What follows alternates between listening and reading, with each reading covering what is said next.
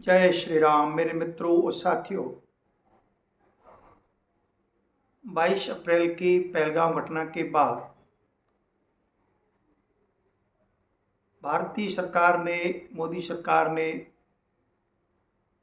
पाकिस्तान पर जिस तरह से जवाबी कार्रवाई की और पहलगाम हमले का बदला लिया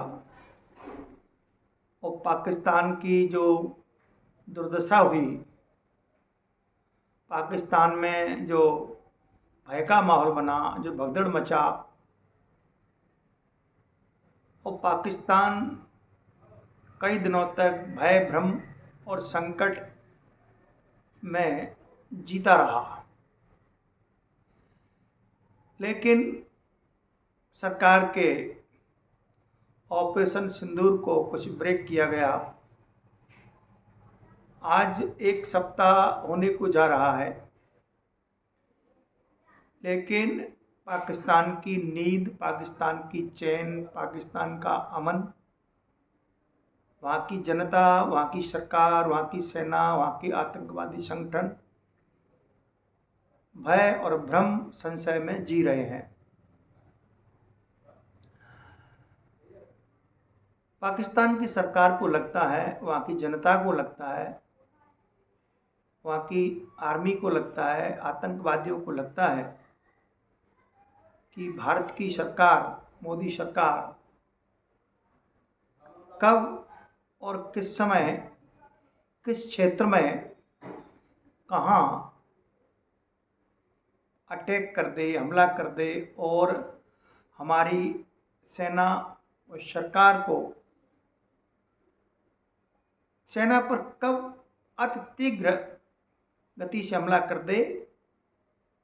भ्रम में उनका जीना चल रहा है।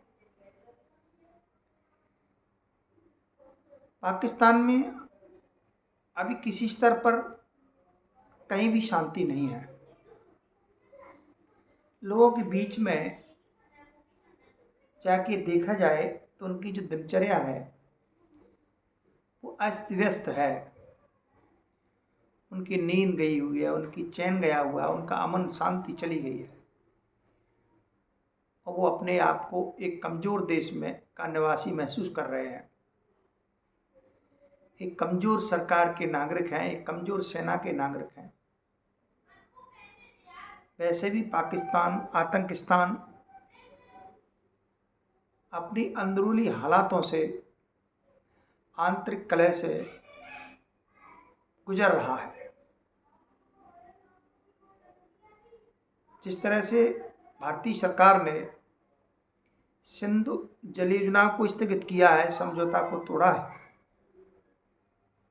जिसके कारण पंजाब और सिंध दोनों रीजनों में जिस तरह से पानी का, पेयजल संकट हुआ है,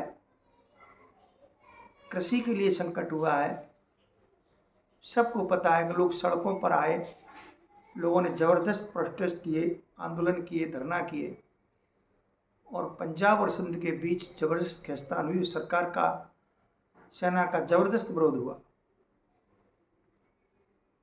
बार बार पाकिस्तान की सेना और सरकार अंतर्राष्ट्रीय स्तर पर और चीन और अमेरिका से, भारत से रिक्वेस्ट कर रहे हैं, निवेदन कर रहे हैं कि हमारे पानी को छोड़ा जाए, सिंध जल योजना को यथावत रखा जाए। लेकिन भारत की सरकार ने कह दिया, जब तक आतंकवादी अड्डे और संगठन, वो आतंकवादी घटनाएं जब तक भारत में चलेंगी, जम्मू कश्मीर में चलेंगी, भारत की जनता पर आतंकवाद का कोई भी हमला यदि होता है किसी भी क्षेत्र में, भारत अपने जल सिंधु समझौते को स्थगित रखेगा और किसी प्रकार का कोई समझौता स्थगित नहीं करेगा। सरकार अपने संकल्प पर दृढ़ है, लेकिन पाकिस्तान के भीतर आज जो हालात बने हुए हैं, सरकार भयभीत है, सेना भयभीत है। दूसरा, बलूचिस्तान की स्थिति आप देख ही रहे हैं। बीएलए ने पूरी तरह से सरकार पाकिस्तान की सरकार को और सेना को पूरी तरह से ललकार दिया, वहाँ से खदेड़ दिया, भगा दिया।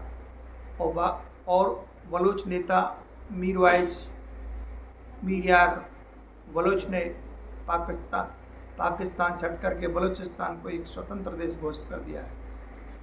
बलूच के अनेक नेताओं ने भारत की सरकार से और संयुक्त राष्ट्र संघ से निवेदन किया है कि हमें एक स्वतंत्र देश माना जाए वहाँ, और भारत में एक दूतावास खोला जाए।